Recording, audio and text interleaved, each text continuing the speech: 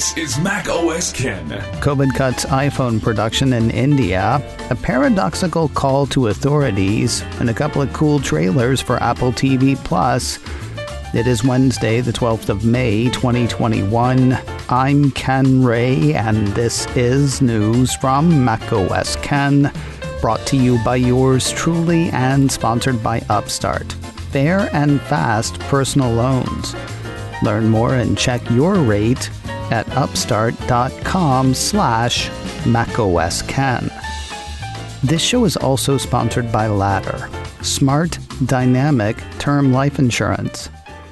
Here's a weird word, unthinkable. Do you worry about what would happen to your family if the unthinkable happened to you? It's not really unthinkable, of course. It's just uncomfortable and unfun. Ladder doesn't make life insurance fun, but they do make it easy. You just need a few minutes and a phone or laptop to apply. Ladder's smart algorithms work in real time, so you'll find out instantly if you're approved. With Ladder, there are no hidden fees, and you can cancel at any time. Seriously, going through the initial questions takes less time than you'll spend listening to today's show. So check out Ladder today to see if you're instantly approved. Go to ladderlife.com/macOSCan. LADDER. That's ladderlife.com/macOSCan. ladderlife.com/macOSCan. More bad news for Apple's supply chain in India. I told you earlier this week of a couple of outbreaks of COVID-19. A couple of Apple suppliers, one factory owned by Foxconn and another owned by Wistron. That story centered on a few engineers, though today's a bit bigger.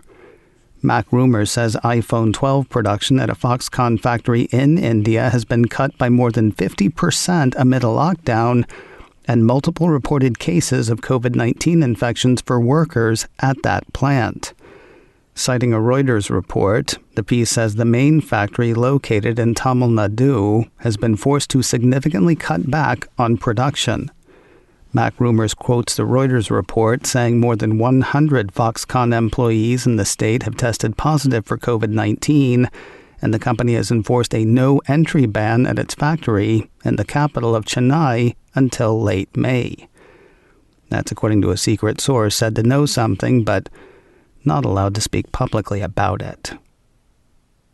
Apple has joined a group with a sort of Orwellian take on the current semiconductor shortage. Yes, I know Orwellian is an overused term these days, but I'm having trouble coming up with a better one for some of the messaging. Paradoxical might work, though. Hey, you know what? Maybe I should share the messaging with you. Apple Insider highlights a Reuters report that has the Cupertino company joining forces with Intel, Microsoft, and other tech companies lobbying for U.S. chip manufacturing subsidies. The Creating Helpful Incentives to Produce Semiconductors, or the CHIPS for America Act, was introduced last summer. The congressional summary on the House resolution says the bill establishes investments and incentives to support U.S. semiconductor manufacturing, research and development, and supply chain security. In a letter sent to Democrats and Republicans in both the House and the Senate, the tech giants, operating under the name Semiconductors in America Coalition, the group wrote, robust funding of the CHIPS Act would help America build the additional capacity necessary to have more resilient supply chains to ensure critical technologies will be there when we need them. The group went on to say, government should refrain from intervening as industry works to correct the current supply-demand imbalance causing the shortage. So government should get involved, but refrain from getting involved. Put differently, it sounds like they want intervention. They just don't want the intervention they don't want. Paradoxical? Orwellian? We might say foregone conclusion. A lot of Republicans like tax breaks for big business, while a lot of Democrats like whatever a Democratic president likes. And the Democrat in the White House today likes this. President Biden has already asked Congress to support the act with $50 billion, according to Apple Insider.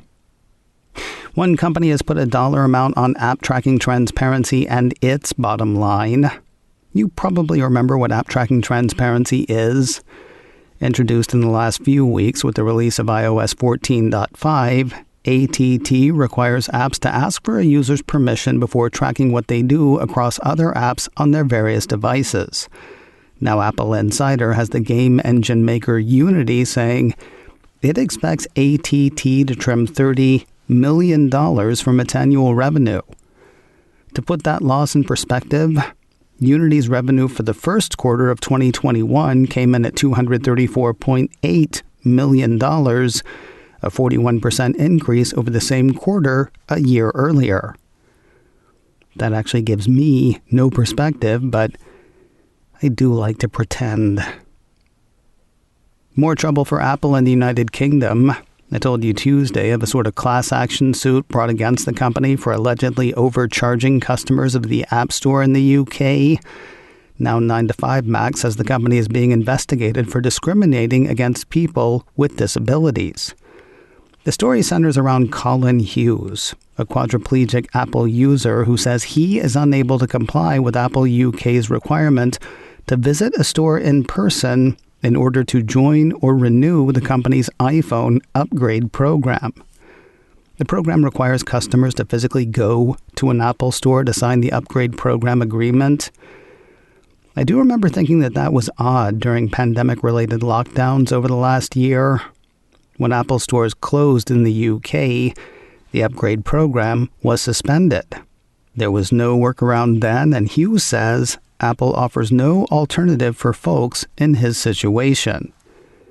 Now, I don't want to say that Apple is passing the buck on this, but they say the buck does not stop with them.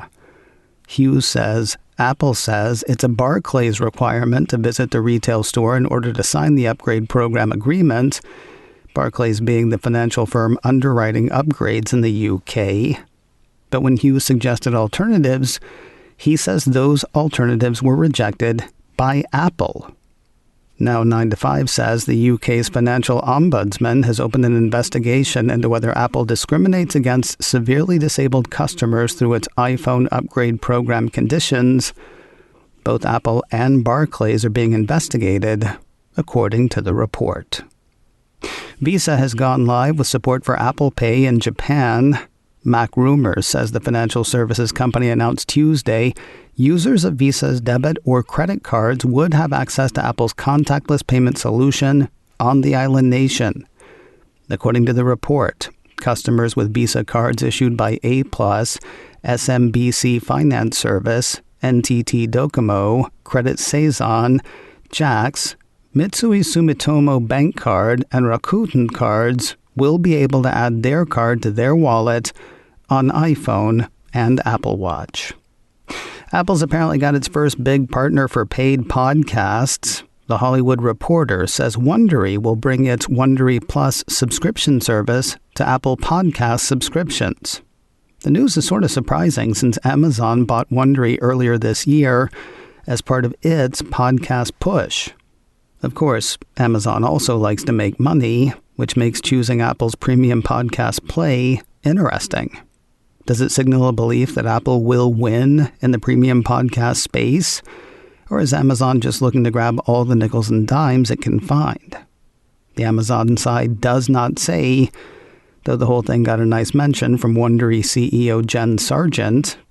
THR had Sargent saying, "We're excited to join with Apple on the next chapter of podcasting and are encouraged by the opportunities this subscription offering opens up for the podcast industry as a whole. Through this opportunity, we'll be offering our listeners on Apple Podcasts easy access to Wondery Plus while bringing them the same immersive listening experience they've grown to know and love." The piece says the price for Wondery Plus will be the same through Apple Podcast subscriptions as it is through other channels, $4.99 per month or $34.99 per year. Wondery's free ad-supported podcast will remain available, according to the report. More news in a moment, but first a word from Upstart. Fair and fast personal loans. Whether it's paying off credit cards, consolidating high-interest debt, or funding personal expenses, over 500,000 people have used Upstart to get a simple, fixed monthly payment. Upstart looks at more than your credit score, factoring in income and employment history as well. That lets them offer smarter rates with trusted partners. The way Upstart works is getting noticed.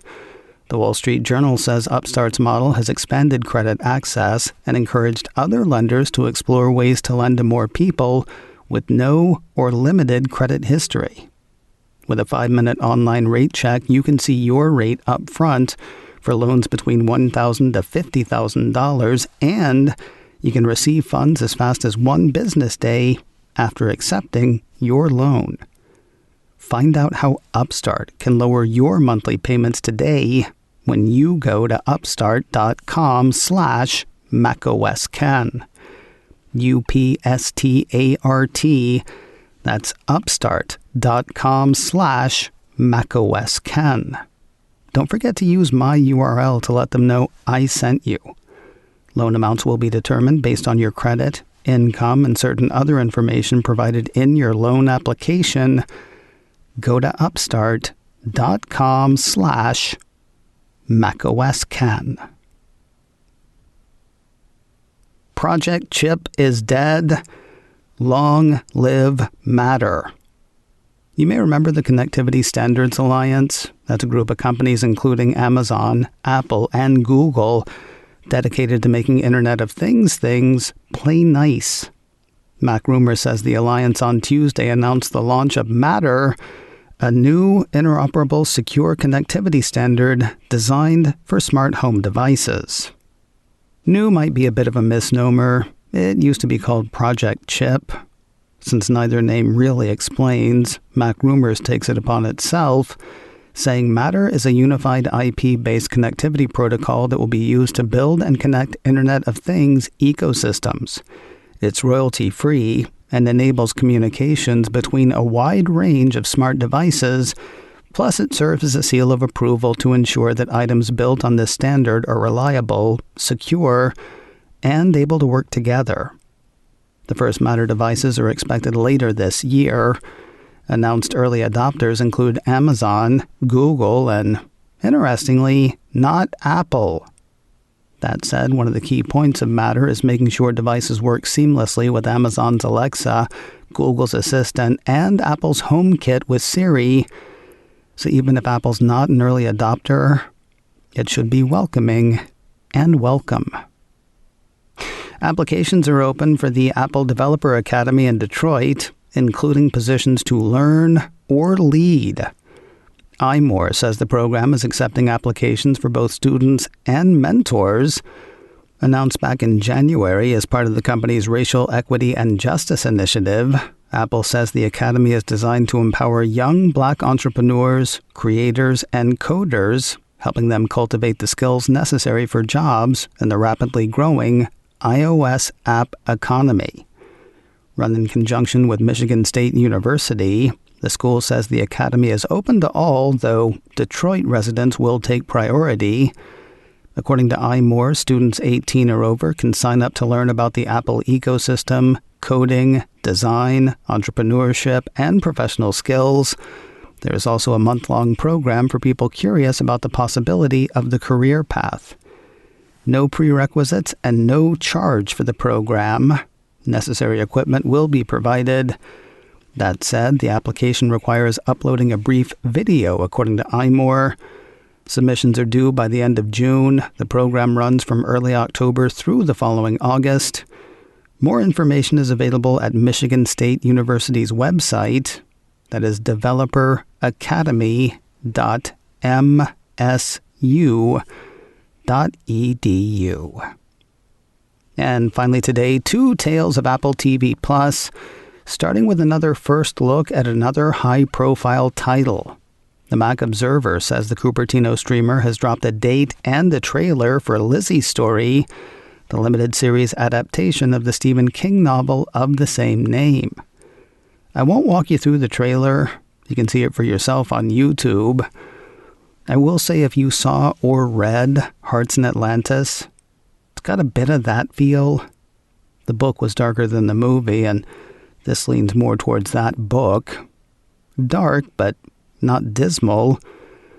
At least that's my read of the trailer. Julianne Moore and Clive Owen star. Lisey's story starts on Apple TV Plus on the 4th of June. Before we get there, how about a trip back in time?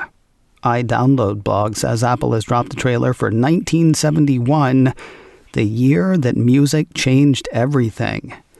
Apple describes the series, saying in a tumultuous era, 1971 would be a year of musical innovation and rebirth. Fueled by the political and cultural upheaval of the time, fresh talent exploded onto the scene, stars reached new heights, and boundaries expanded like never before. If you're into those kinds of things being awesome music and social change, this one looks really great. 1971 starts on the 21st of May. Between now and then, you can catch that trailer on YouTube.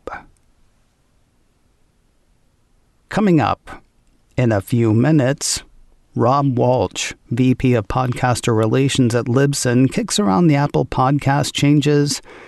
Topics include the paywall, the late shows, and the insidious listener tracking allowed to happen in Apple's podcast app.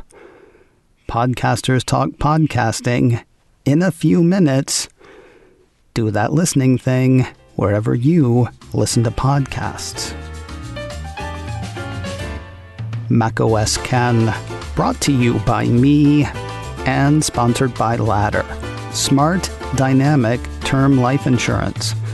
Learn more at ladderlife.com/macOSKen. This show is also sponsored by Upstart, fair and fast personal loans. Learn more and check your rate at upstart.com/macOSKen. Advertising handled by Backbeat Media. Online at backbeatmedia.com. You can reach me a couple of ways. Info at macosken.com or call 716-780-4080. Until next time, that is news from macOS Ken. I'm Ken Ray.